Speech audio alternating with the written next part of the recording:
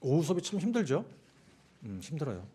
오전에 4시간 듣고 밥 먹고 와서 또 그냥 또 오후 들으려니까 얼마나 진짜 힘들고 고단한지. 참 내가 이걸 괜히 왜 시작해서 이 고생을 하고 있는지 말이에요. 아니에요? 그래요. 누가 등 떠밀지 않았잖아요, 그죠? 가서 해오라고. 힘든 거 압니다. 아는데 이제 벌써 이제 1월달 아니 이제 1월이니까 6월달에 1차 시험이잖아요. 그죠?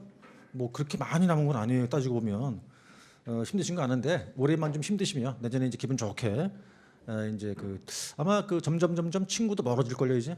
친구도 못 만나죠. 술도 별 맛이 안 나요. 술 마실 때도 별로 기분이 안 좋아. 이게 부담감 때문에 이게.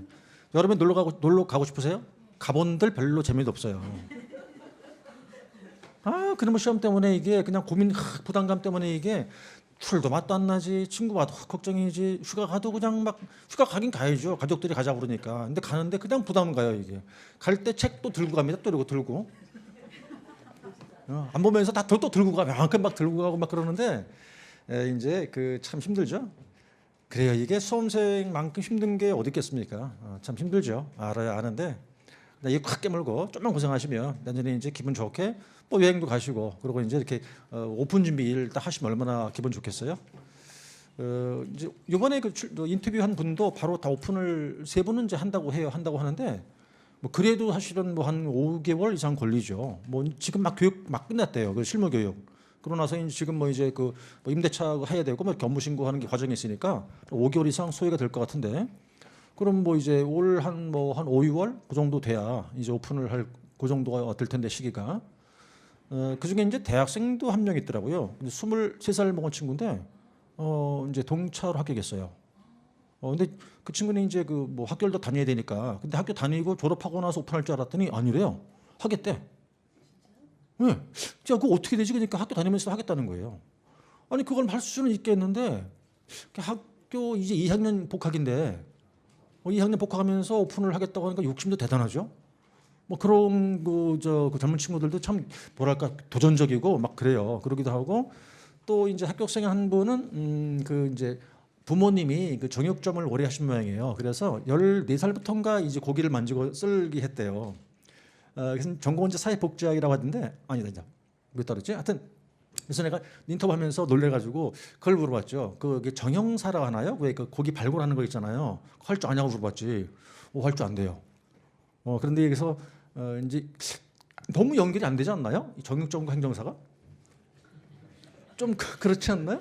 그렇긴 했었는데 본인도 이제 오픈하겠다고 그러고 그래서 이제 근데 그게 말이에요. 행정사가 얼마나 다양한지 어떤 일이 되었던 다 연결돼요.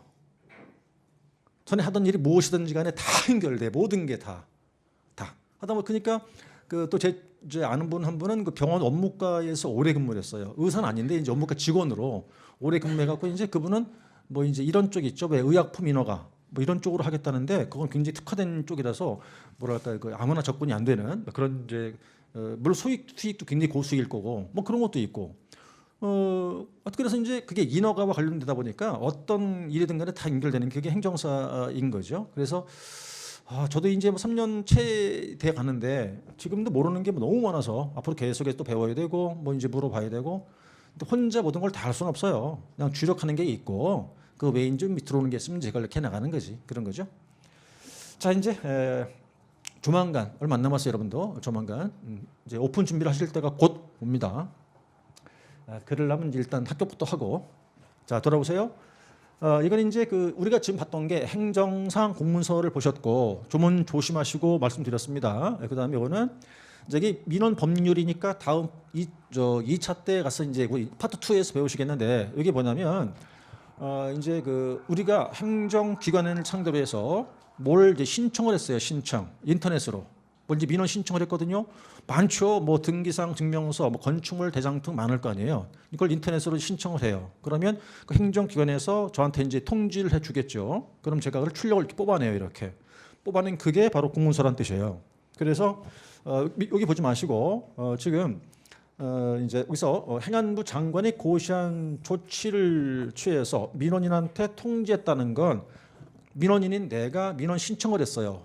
서류를 떼달라고. 그러니까 저한테 파일로 왔죠. 통지했어요. 그게. 그러니까 제가 직접 뽑았어. 그거를 출력했다. 그럼 그게 바로 우리 규정 3조 1호에 따른 공문서로 보겠다 이거예요. 그 얘기인데 그냥 보내진 않고 이걸 뭐 복사를 하면 문제인데 근데 이걸 뭐 위조할 수 없으니까 이 얘기죠. 첫 번째가 위변조를 방지하는 조치, 출력 문서의 진짜이냐, 진위 확인 조치, 또 위변조 방지하기 위해서 행안부 장관이 고시한 조치, 요거를 조치를 취해서 통지한 거죠. 그럼 그 자체가 공문서로 보겠다는 뜻이고, 그럼 위조할 수 없죠. 그거는 그 말입니다. 어쨌든 결론을 내리면 행정상 공문서가 세 중요거죠. 우리 3조 제1호, 3조 제2호 지금 보신 건 개념이에요. 이게 공문서다 해놓고 민원 법률 시행령 30조 1항 보셨고 법률성 공문서까지 그리고 보신 것처럼 기출 표시 안 돼 있고 이건 약술 한 문제로 딱 좋아요. 양도 됐고요. 그다음에 이제 문서 필요성과 기능인데 저기도 별표가 붙어있네요. 이 별표 역시 미기출 표시예요. 이거. 그리고 이거는 법조문 아닙니다. 그냥 이론이에요. 이론이니까 지금 보시는 거에서 이 대목차에 이렇게 다 두 문자를 다 따놨어요. 제가. 이걸 외우라는 소리죠. 그러니까 두 문자를 따서 외우세요라는 소리예요. 두 문자 복대 증절보 일단 암기하고요. 그건 시험 안 나온 거니까 암기하시고 문서가 왜 필요하냐 그 말이에요. 문서가 왜 필요한데 내용이 복잡해서 그래요. 그렇답니다. 두 번째는요. 대화로는 잘 안 되겠대요. 대화로 불충분하대요. 세 번째, 증거를 남길 필요가 있답니다. 그다음에 절차상 문서가 필요하다는 거죠. 그리고 보존할 필요가 있기 때문에 문서가 필요하대요. 됐고요. 그래서 두 문자 외우시고 복잡해서 대화로 안 되기 때문에 증거를 남길 필요가 있어서 절차상 필요해서 보존의 필요성 때문에 외우시면 돼요. 자, 됐고요. 그다음에 이제 두 번째가 문서의 기능인데 자, 기능은 지금 이제 그 대목차 2번 기능에서 이제 숫자 목차가 이제 세 가지로 되어 있거든요. 그런데 이게 지금 5개의 목차가 보이실 건데 여기는 1, 2, 3을 이렇게 묶으셔도 돼요. 이거를 이렇게. 이걸 하나 묶어가지고 그냥 이게 의사 기능이에요. 이게 3번까지가 의사 기능. 어쨌든 이렇게 묶어서 이걸 이제 의사 기능이라고 해놓고 이게 가장 중요한 기능인 거죠. 의사 기능이 문서로서 기능을 수행할 때 가장 중요한 게 의사니까. 그럼 의사에 대해서 뭐 할 거야? 기록 구체화, 전달 보존인데 이제 그 1번에 보세요. 기록 구체화. 자, 여기 지금 이게 2번 대목차였어요. 그죠? 그럼 1번 대목차는 문서의 필요성이었습니다. 적응이 빨리 되시는 게 좋겠는데 지금 이 절 제목이 뭐라고 되어 있나요? 필요성과 기능이잖아요. 그죠? 그럼 이게 큰 지문일 거 아닙니까? 지문. 네? 이게 문제 지문이라고 생각해 보세요. 한번. 그럼 목차가 몇 개 나와야 돼요? 2개 나오겠죠? 필요성하고 기능 나올 거 아니에요. 그죠? 그럼 이렇게 각각 문제를 나온다고 쳤을 때 얘가 1번 대목차로 줘준다 그러면 이건 중목차가 되겠지 이제. 그러니까 몇 개 돼야 돼요? 5개. 그죠? 5개. 그다음 문서의 기능이 2번 대목차네요. 그럼 얘를 지문으로 주면 목차 몇 개가 나와요? 5개가 나오는데 그렇게 해도 되고 아니면 목차를 3개를 뽑을 수도 있어. 네? 어떻게? 얘가 하나. 그럼 얘가 이렇게 대목차가 되면서 얘가 이렇게 되면 되지 않을까? 그렇게 된다면 그래요. 그러니까 5개로 해도 되고 이거는 목차 순서는 정하시란 말이야. 이건 조문이 아니니까 편한데 하되 5개를 따도 되고 모으고 싶으면 1번 대목차 놓고 얘를 중목차로 해도 되고 그러면 이렇게 했다고 치면 얘는 뭐가 되겠어요? 2번 중목차겠지. 2번. 아니 2번 대목차가 돼야지. 그 지문이니까 그거는. 얘는 뭐가 되겠고 3번 대목차가 되는 거고. 그럼 어쨌든 결론이 자 이게 지문으로 준다 그러면 어쨌든 크게 묶으면 목차 몇 개? 3개. 그냥 풀어놓으면 5개인 거예요. 그러니까 여러분 5개로 하건 3개 하건 알아서 하시고. 됐죠? 그럼 이제 일단 이렇게 놓고 보면 근데 제 생각에는 이걸 처음부터 우리 만들까 그랬었는데 이게 이제 기본서를 압축하다 보니까 제가 미처 못했는데 이렇게 하는 게 훨씬 나을 것 같아 나는. 네? 이렇게 하는 게 어떻게요? 목차 3개로. 그럼 더 짜임새 있어 보일 것 같은 느낌이 드는 거지 제 생각에는. 3개로 해놓고 1번 대목차를 의사 기능에서 해놓고 얘 3개를 뭘로 뽑고 중목차로 뽑는 걸로. 그럼 더 좋지 않을까 싶어 저는 그런 느낌이 들어요. 처음 들으실 수 있는데 여러분들은 그 목차가 얼마나 중요한지 이제 두고두고 느낄 거예요. 목차만큼 중요한 건 없어요. 목차가 안 되잖아요. 그러면 시험장 못 가시는 거야. 그래서 그건 뭐 4과목 다 공이 마찬가지예요. 목차가 잡혀야지 목차가 안 잡히면 손을 댈 수가 없는 거거든. 그래서 목차가 가장 중요한 겁니다. 어쨌든 그러면 자 들어가세요. 그럼 의사 기록 해놓고 나니까 첫 번째가 기록하고 구체화라는 건데 내용 그 얘기잖아요. 그런데 여기서부터 보니까 이 기능이라는 게 문서의 기한부터 여기 이제 결제까지라고 되어 있고 여기까지를 문서가 성립하는 과정 이렇게 됐다고요. 거기서 나타난대요. 두 번째 전달은 전달하는 거지요. 근데 이거는 공간적 확산이라고 써 있고 그리고 발송, 도달 등 유통 과정에서 나타난다고 되어 있어요. 그다음 세 번째 보존은 보존하겠죠. 그런데 시간적 확산을 하는 기능 이런 키워드들이 보여요. 그럼 지금 여기서 이게 의사의 기능으로 했으니까 중목차로 했다고 가정해 놓으면 이렇게 이제 첫 번째 기록 구체와 전달 보존인데 의미는 이해된 거고 이건 어차피 용어만 이 명칭만 기억나면 이 말은 만들 수 있고 다만 이제 이 말 기한부터 해서 결제까지 성립하는 과정 요건 들어가 줘야 되겠고 전달도 발송 도달 등 유통 과정 공간적 확산 요건 넣어줘야겠고 보존도 보존한다 이건 이제 시간적 확산 요 정도 집어넣어주면 되겠죠. 그러면 이제 해봅시다 한번.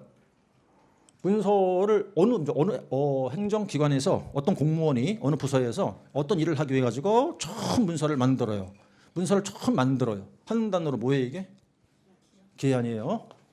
기억나는 대로 해봐요 한번. 기한이 뭐예요? 기억나는 대로 해봐요. 안 돼도 할 수 없지만 기한이 뭐야? 기한이 뭐야?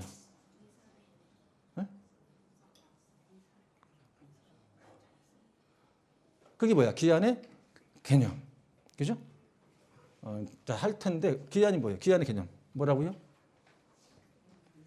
의사결정 위한 문안 작성 그랬잖아. 그죠?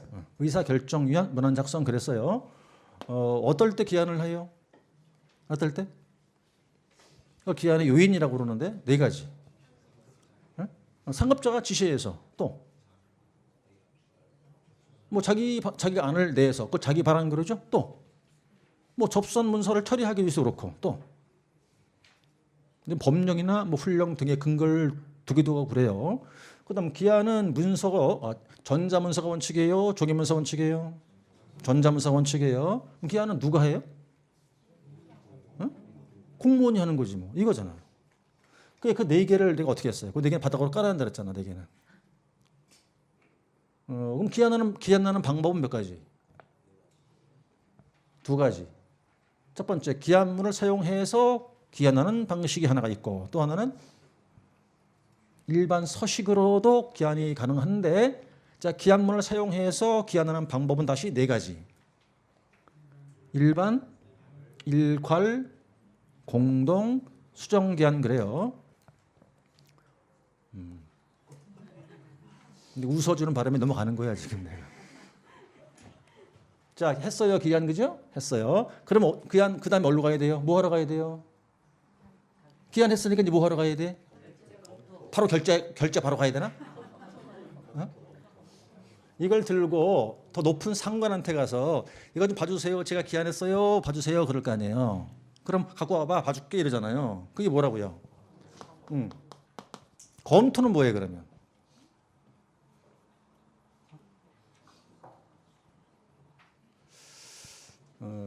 짧게 줄이면 수직적 합의를 구하는 거야.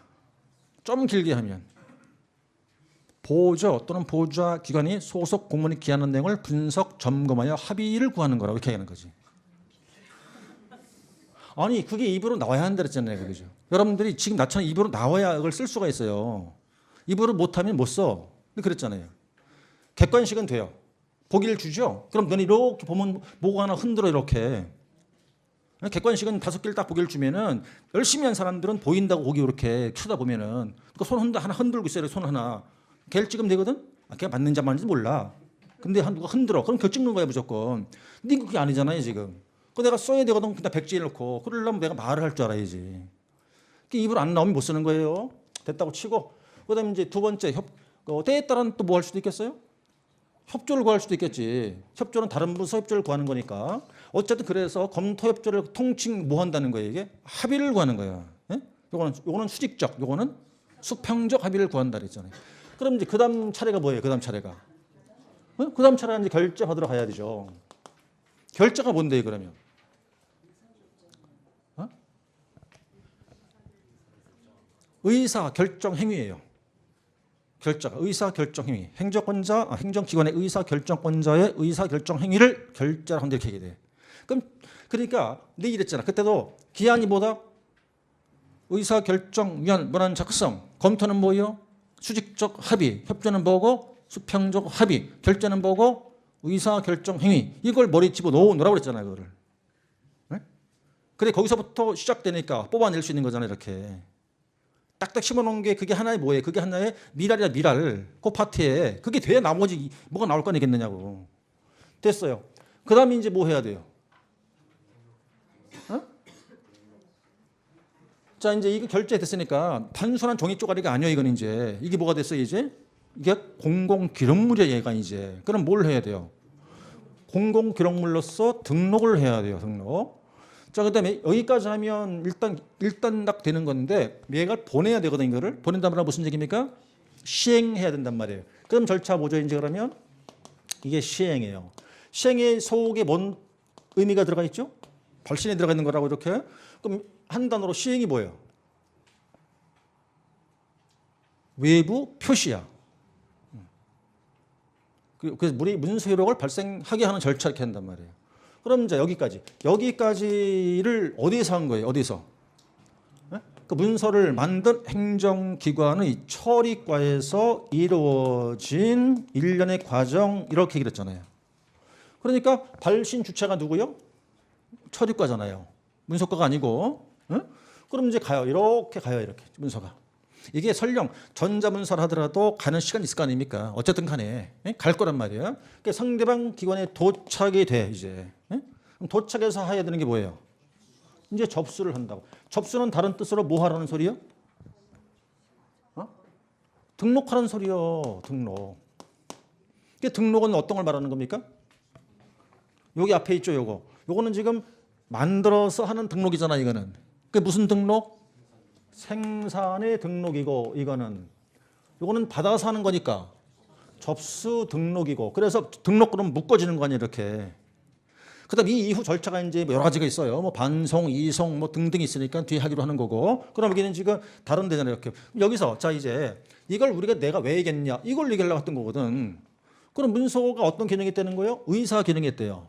근데 첫 번째 무슨 기능이 있대요? 기록시키면서 구체화시킨다는 거지. 근데 여기서 나타난다 이 말이야. 여기서. 그럼 보니까 여기 뭐라고 되어 있습니까 지금? 어디서부터? 기한부터 어디까지? 결제까지를 무슨 과정이라는 거예요? 성립 과정이라고 그런다고. 응? 그러니까 지금 여기서부터 해서 여기까지를 뭐라고 하느냐? 문서가 성립하는 과정 이렇게 얘기를 해요. 그래서 여기서 한 번 더 합시다. 문서에 대한 모든 문서는 똑같아. 성립 시기 언제야? 네? 성립 시기가 언제예요? 결제 시 여기예요. 네? 모든 문서는 다 똑같다 그랬잖아요. 여기서 성립한다 그랬죠. 다만 효력 발생 시기는 다르죠. 그게 그럼 뒤에 나오겠지만 지금 이제 그 높아심에서 저건 내가 처음 듣는 얘기인데 모르는 건데 그럴 수 있죠. 뒤에 나온 거니까. 뒤에 나올 거니까. 근데 지금 이렇게 하고 있는 건 앞에 공부를 했던 분도 있긴 있으니까 이걸 지금 되살린단 말이에요. 지금 자꾸 복습해서 하는 거라고 이게 지금. 처음 들으시면 처음 들을 수밖에 없는 거지 뭐. 근데 앞으로 또 할 거고 어차피 여러분도 다 알아야 할 내용들이란 말이에요. 그러니까 지금 처음 듣는데 너무 걱정할 필요 없어요. 다 할 거야. 앞으로 다 이거 할 테니 너무 걱정할 거 없어요. 그냥 그러니 하고 지나가면 돼요. 자 됐어요. 그럼 지금 두 번째로 뭐라고 했나 봐요. 전달이라고 해놓고 뭐 전달한다 이해됐어요. 근데 뭐라고 돼 있냐면 이렇게 돼 있잖아요. 지금 어디부터 합니까? 발송부터 도달 등 유통 과정이래요.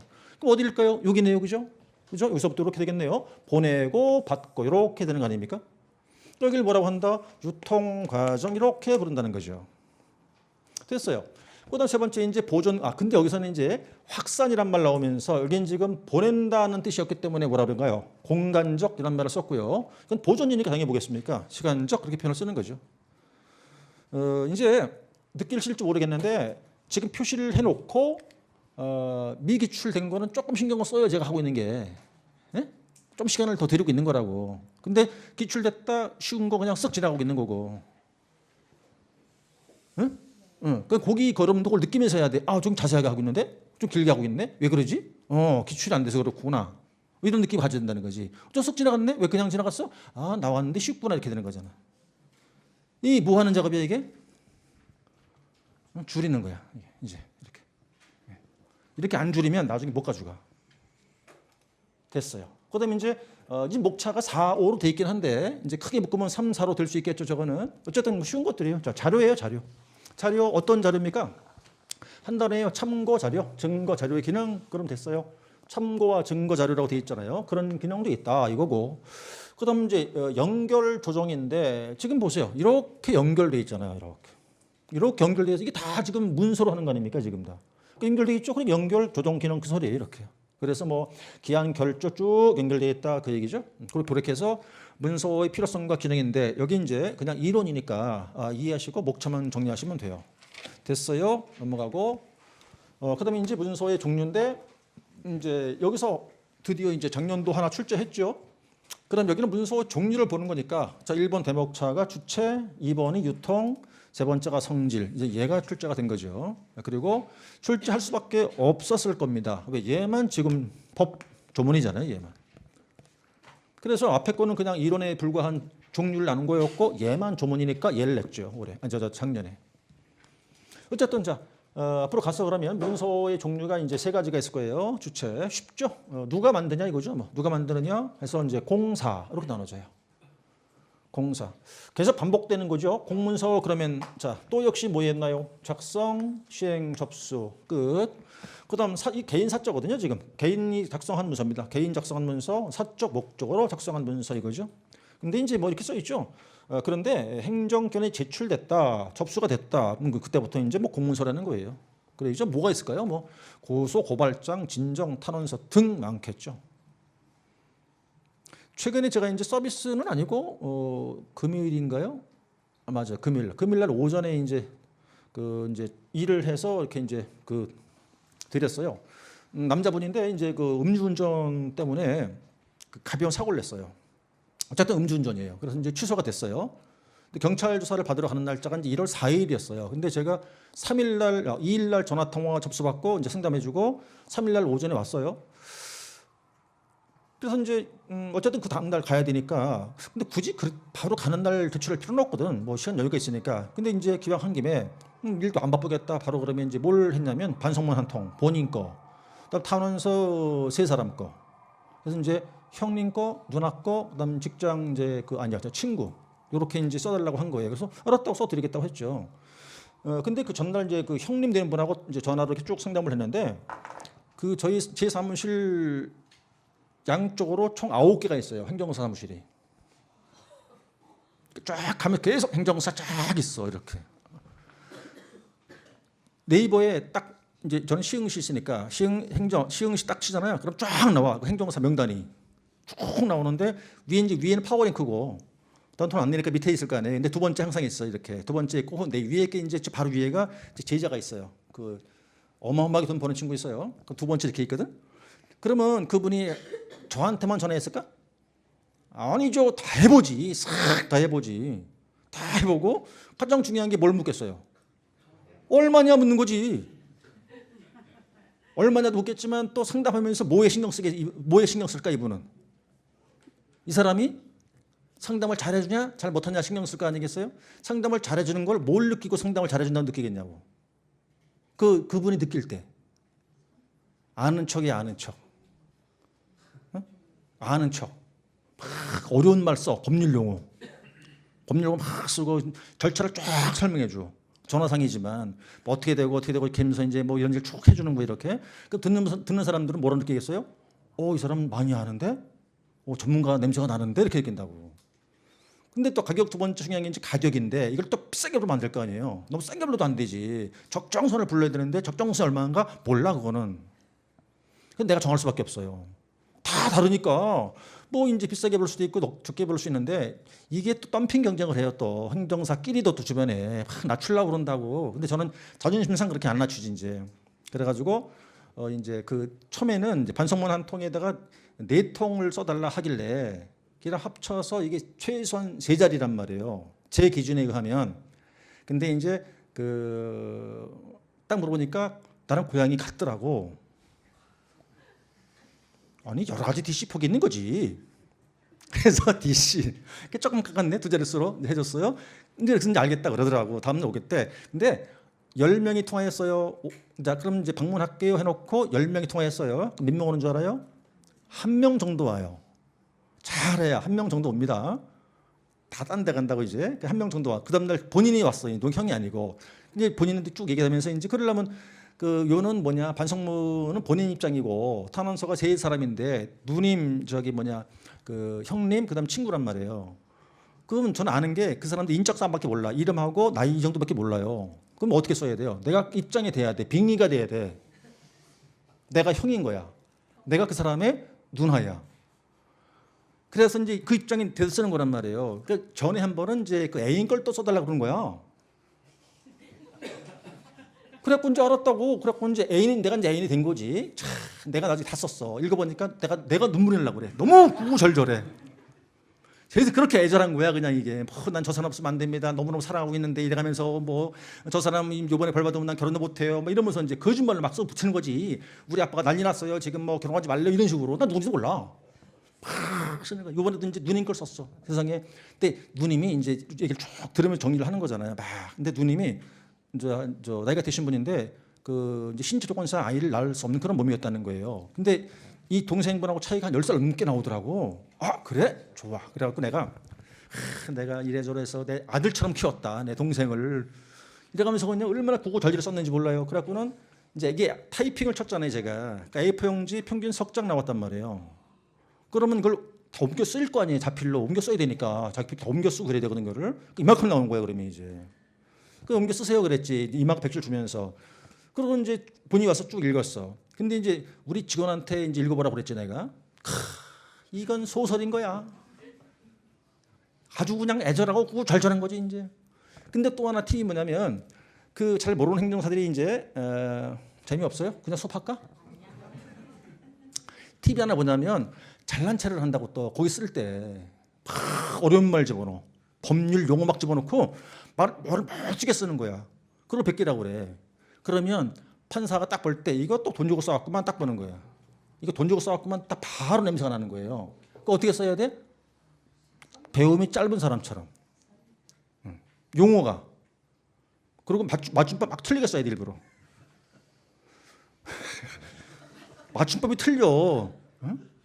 그래갖고는 약간 뭐랄까 이제 그럼 이제 물어봤어요. 그래서 물어보니까 그 형님이나 누나분들이 배움이 그렇게 길진 않으시더라고 보니까. 그래서 이렇게 아주 어려운 용어라든가 뭐 또는 전문 용어라든가 완벽한 법조문 맞춤법을 맞추면 좀 안 될 것 같아. 그래서 이제 약간 어눌하게 보이기 위해 가지고 이제 그 좀 맞춤법 받침도 좀 틀리게 쓰기도 하고 그리고 이제 그 뭐랄까 쉬운 게 말 있잖아요. 뭐 이제 이렇게 동생 뭐 이런 거 있잖아. 자격 우리가 면허증 취득 이렇게 하는데 취득해나고 면허증을 딴다. 그다음에 이번에 이제 뭐 운전을 못하니까 회사를 퇴직할 거 아니에요. 그럼 안 돼. 잘린다. 에? 회사를 뭐 잘린다. 뭐 이런 말.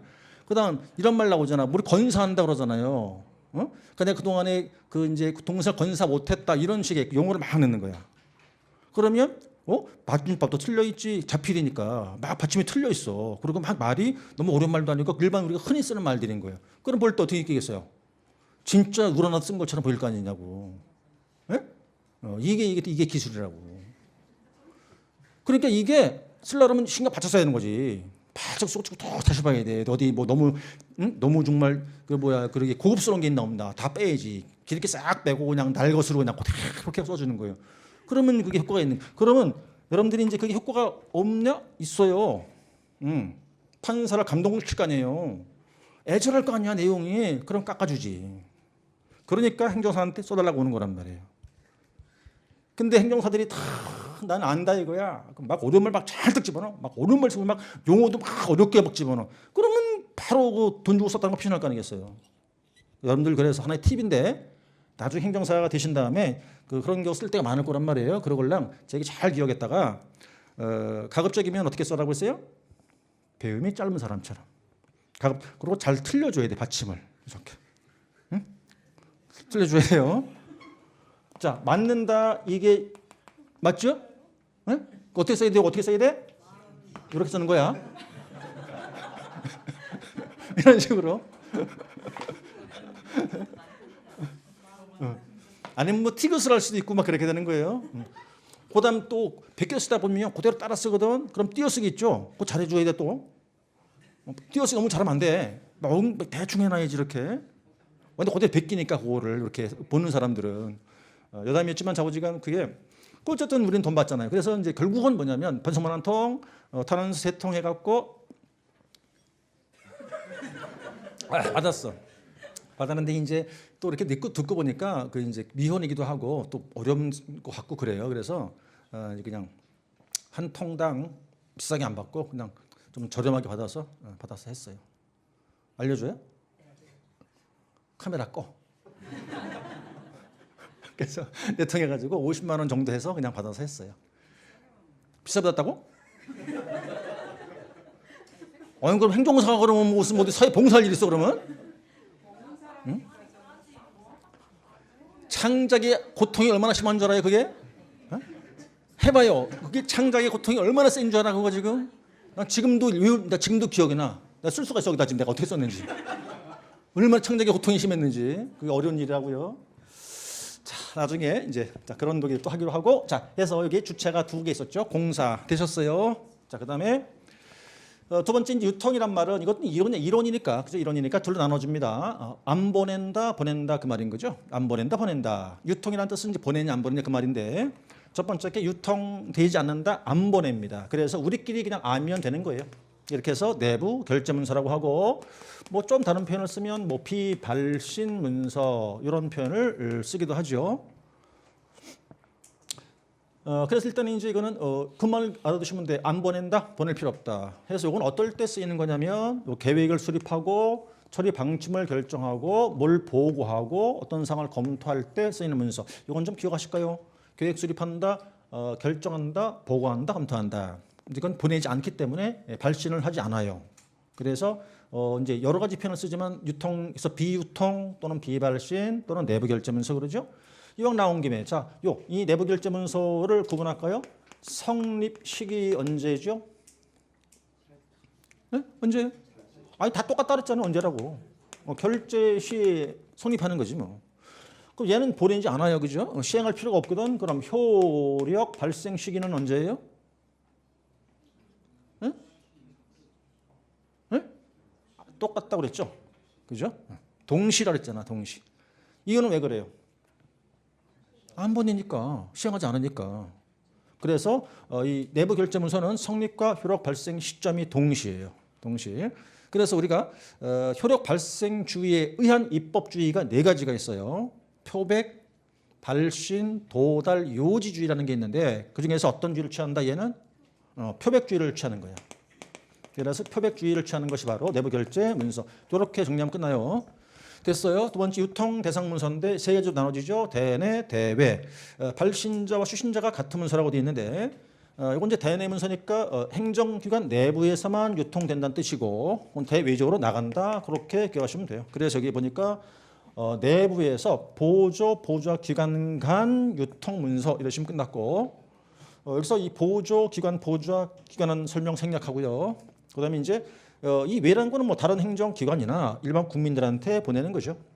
되셨고 그다음 3번째가 발신자와 수신자가 같다. 이건 이제 오늘 예를 안 들게요. 그냥 이제 발신자가 누구냐면 행정기관 장일 수도 있고 행정기관일 수도 있죠. 그들 명의로 보냈는데 똑같은 그들 명의로 받아요. 그럴 수도 있고 이렇게 되는 거죠. 이건 이제 지난번에 예를 들었으나 그냥 시간상 넘어가긴 하는데 이때 행정기관장이면 2가지가 포함되어 있는 개념이죠. 그죠? 우리가 흔히 행정기관의 장 그러면 2가지가 포함됐어요. 뭐? 독임제 행정기관의 장과 하부이제 행정기관장이 포함되어 있는 걸 말하는 겁니다. 그래서 처음 들으시더라도 행정기관의 장 그러면 여러분들은 그 장의 의미는 2가지가 포함되어 있는 거예요. 독임제 기관장, 하부이제 기관장. 좀 더 정확히 말씀드리면 행안부 장관, 방통위원회 위원장 그 의미죠.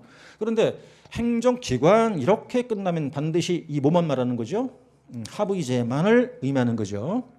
어쨌든 자 그러면 이들의 명의로 문서를 보내요. 근데 똑같은 그들의 명의로 문서를 받을 수도 있는 거죠. 그렇게 됐을 때 세 가지 묶어서 유통 대상 문서 설명드렸어요.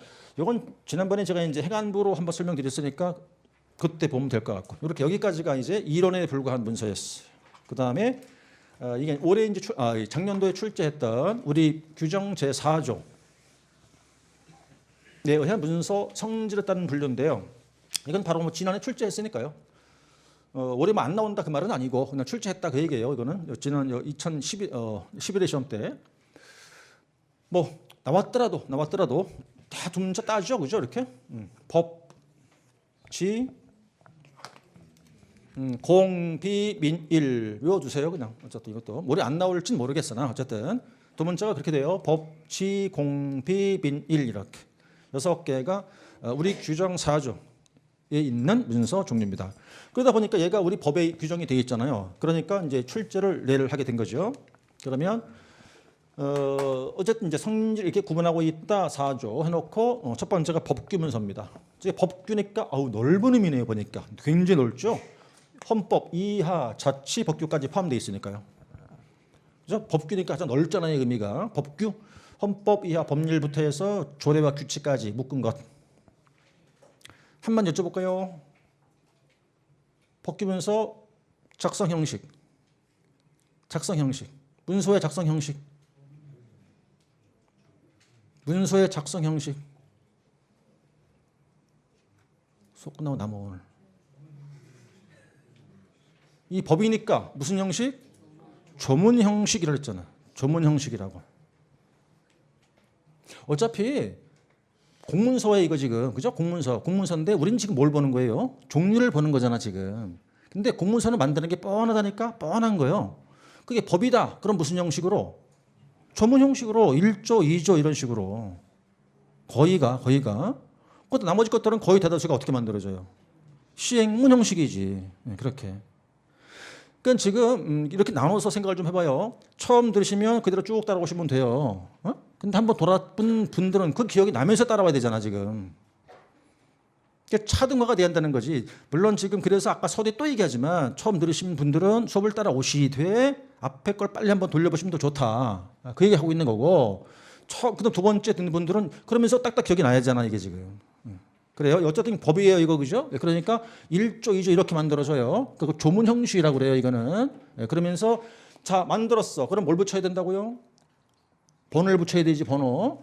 자 번호를 붙여. 번호 붙이는 방식은 세 가지가 있어요. 얘 무슨 번호를 붙여야 돼? 네? 누년 일렬 번호를 붙인다고 그랬잖아요. 그 뜻은 무슨 뜻이라고? 연도가 바뀐다고 해서 새롭게 번호를 부여되는 것이 아니라 계속 쌓이는 번호를 붙인다는 거잖아요. 그죠? 됐고 두 번째 지시문서예요. 그냥 똑같아요. 지시한다 그 말이에요. 지시하겠다 그래서 네 가지가 나오죠. 두 번째가 훈지 예일. 이것도 암기해두면 좋겠고 네 가지가 있어요. 지시문서인데 공통점 다 지시하는 거예요. 지금 잘 보시면 제가 줄을 쳐놓은 게 있거든요. 그게 그것들의 키워드들이에요. 일부러 줄 거드렸어요. 그 요약집에다가. 그럼 지금 훈령 그럼 뭡니까? 지시하는 거지만 어떻게 해요? 장기간에 걸쳐서. 그죠? 뒤에 보세요. 일반적인 사항 지시가 훈령이라고 그래요. 줄 쳐 있잖아요. 거기 제가. 그죠? 두 번째 지시는 뭡니까? 요거는 직권이나 또는 문의에 의해서 개별적이면서 구체적인 사항의 지시인데 이걸 왜 줄을 쳐놨냐면 여러분들은 이 두 개를 비교해 두시라는 차원이죠. 비교해 두시라는 차원이에요. 지시문서 안에 훈령도 있고 지시가 있는데 훈령은 어떻게 해요? 장기간 일반적인 지시가 되는 거고 지시라는 거는요. 개별적이면서 구체적 사항 지시니까 그걸 두 개를 비교해 두라는 거고 나머지는 이제 예규와 일일 명령이에요. 예규는 뭐지요? 통일성을 기하기 위함이고요. 이거는 반복적인 업무가 반복되니까 처리 기준을 제시해 주는 거. 그다음에 나머지가 뭐 그거죠. 일일 업무 등에 관한 문서예요. 네 가지에서 지시문서라고도 하고 뭐 행정명령이라는 표현을 쓰기도 하죠. 이거는. 자 됐습니다. 그다음에 이제 공고문서인데 이건 알림 문서죠. 알리는 거예요. 누가 누구에게? 행정기관의 일반 국민에게 알리는 걸 공고라고 하고 그 속에 고시와 공고 두 가지가 있어요. 고시 뭐 서울시 고시, 경기도 고시 뭐 그런 거 말하는 거예요. 똑같죠. 줄 친 건 뭐냐? 비교해두라고 저걸 이렇게 비교해두면 알리는 거지만 어떤 차이가 있어? 얘는 법령이 정하는 걸 알려요. 법으로 정하는 사항을. 얘는 그냥 일반적인 사항이에요. 그리고 고시는 한번 고시가 됐죠. 그럼 개폐가 없는 한 계속 지속되는 거야 그냥. 그런데 얘는 일시적밖에 잠깐밖에 효과가 없는 거예요. 그 두 개를 비교되면 차이점 보일 수 있을 것 같고요. 나머지가 이제 비치해둔다. 그럼 뭐 내부 비치해두고 사용되는 문서, 자 민원 문서 뭘 좀 해주세요라고 신청하니까 특정 행위를 요구하는 걸 민원 그러잖아요. 그의 대응 문서, 일반 문서 그 외의 것 그러면 돼요. 그래서 6가지를 우리 법에 규정이 되어 있는 문서 종류를 볼 수가 있는 거죠. 자 19쪽 지났습니다. 자 그다음에 이제 앞서 잠깐 본 것 같긴 한데 자 제4절이죠. 바로 요게 금방 해봤던 문서를 뭘로 만드는가의 문제였어요. 요게 그래서 그걸 작성 형식과 번호 부여 방식이죠. 지금 골라내 보세요. 조문 형식으로 쓰이는 게 어떤 문서인가요? 법규 문서하고 훈령과 예규입니다. 그러면 자 얘는 물론 시행문도 할 수 있지만 조문 형식 쓰는 거는 법규 문서하고 훈령과 예규. 얘네들은 성격이 거의 같죠. 그런데 엄밀히 말하면 훈령과 예규가 법인가요? 법은 아니에요. 아니지만 법처럼 쓰일 수가 있어요. 그러니까 조문처럼 만드는 거란 말이죠. 이거는 정확한 법은 아닌데 성격상 법처럼 쓰인단 말이에요. 쓰여. 그러니까 얘는 만들려고 그러면 먼저 뭐부터 해야 되죠? 법을 만들려고 그래. 먼저 뭐부터 해야 돼요? 법을 만들려고 그래. 새로. 뭐부터 해야 돼? 입법 예고. 얘를 만들려고 그래. 뭐부터 해야 돼? 행정 예고를 해야 된다고. 네?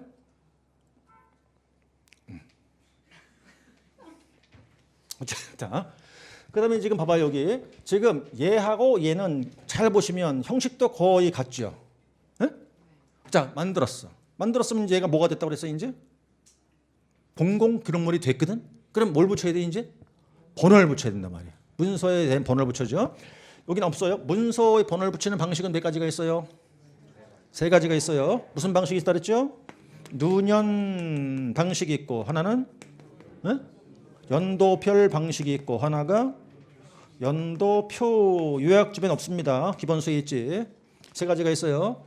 누년은 무슨 이게 한자로 안 써 그러는데 이게 쌓일 누자를 쓰는 거예요. 무슨 뜻이죠? 이거는 그냥 계속 쌓여간다는 거야. 계속 쌓여간다. 연도별은 연도 표시가 있다 없다? 없다. 연도 표시가 없이 단 매년 새로 번호를 붙인다. 연도 표시란 말은 몇 년도 표시를 하고 이음표로 번호를 붙이는 거고. 그러죠? 근데 얘는 자 봐봐, 다시 봐봐요. 얘 3개는 형식이 거의 같잖아 지금. 어떻게 한대요? 몇 조 이렇게 한대. 그런데 엄밀히 말하니까 얘가 법이 아니잖아요, 그죠? 근데 법처럼 쓰일 수는 있지. 그러니까 뒤에 번호가 같아. 이렇게? 네? 그렇잖아요, 이게 같잖아 지금 이게 지금. 그렇죠? 그러니까 법과 훈령과 예규는 법처럼 쓰일 테니까 어떻게 만들자? 조문으로 만들자. 1조, 2조 이런 식으로. 그리고 걔들 법처럼 쓰이니까 번호를 붙일 때 무슨 번호를 붙여라? 계속 쌓여라. 하나 됐고 이렇게 되죠. 그다음 나머지는 지금 어차피 크게 2가지밖에 하나야. 법은 무슨 형식이래요? 조문이래요. 법이 아닌 것들은 다 뭐래요? 다 시행문이에요. 응?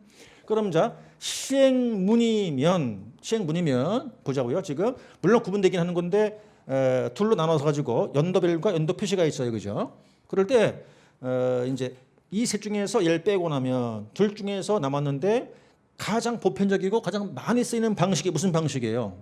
연도별이에요. 연도별. 그걸 가장 많이 쓰는 거라고 이거는. 근데 그러려 거꾸로 연도 표시는 국한돼 있지 이거는. 특정돼 있다고요 이게. 그래가지고 여기서 연도 표시만 골라내 보세요. 뭐 있죠? 여기 있죠. 고시와 공고 있죠. 연도 표시 있죠, 그죠? 근데 걔가 보니까 어쨌든 그 하나 있고, 그다음에 이제 올라가면 여기 하나 있을 거예요. 색깔 달려야 되겠네. 지금 여기 하나 보이시고 여기 또 하나 있죠. 여기도 있죠, 이렇게. 그죠? 이렇게 돼 있어요. 그러면 지금 더 앞에 가봐요. 지시는 그게 무슨 문서예요? 그 지시 문서야. 근데 얘네 2개는요 공고 문서라고. 그렇죠? 이렇게 해서 걔들 무슨 번호 붙인다? 연도 표시. 나머지는 다 그럼 무슨 번호? 연도별. 그럼 끝났잖아요. 그래서 이제 마지막 정리한다 그러면 여기서 골라내는 거예요. 누년 번호를 쓰는 건 무슨 문서예요? 법규, 훈령, 예규인데 걔네들은 법처럼 쓰이는 애들이거든. 그러니까 어떻게 만든다고? 조문 형식으로. 그 다음에 2번째가 지금 저기 보시면 지시문서 안에 지시라고 하는 것과 알림이라는 고시와 공고문서라는 거는 둘 다 묶어서 시행문으로 만들잖아요. 근데 걔들만 따로 특정되어 있어. 뭘 붙이래요? 연도 표시를 붙이래. 그 나머지는 미기할 거 없어. 다 뭘 붙이면 돼 그냥. 연도 별을 붙이면 끝나는 거예요. 이게 작성 형식과 번호를 붙이는 방식을 얘기하는 거예요. 그래서 마지막으로 두 문자를 따는 거예요. 법훈예 그럼 뭐 누년이고 지공고 그러면 연도 표시고 나머지는 그냥 연도별 그러면 되는 거예요. 그러면 문서를 어떻게 만드는지를 구분할 수가 있게 되는 거잖아요. 그죠? 그렇게 해서 작성 형식까지를 내용을 본 거예요. 자, 됐습니다. 그 다음에 이제 제5절 넘어가는 거죠. 문서의 성립과 효력 발생이 나오네요. 이거 잠깐 또 쉬셨다가 3교시로 또 이어가시죠.